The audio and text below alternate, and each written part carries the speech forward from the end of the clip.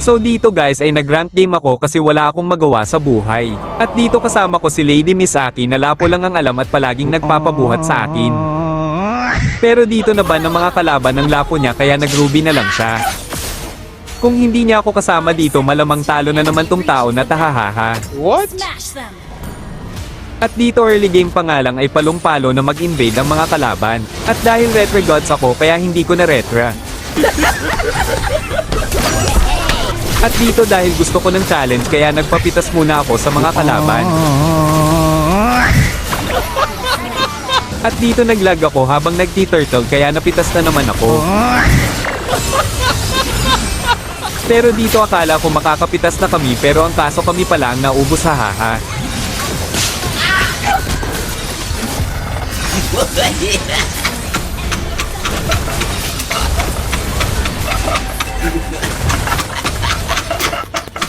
At dahil sumusobra na ang mga kalaban kaya it's time na para mag-pogi mode on.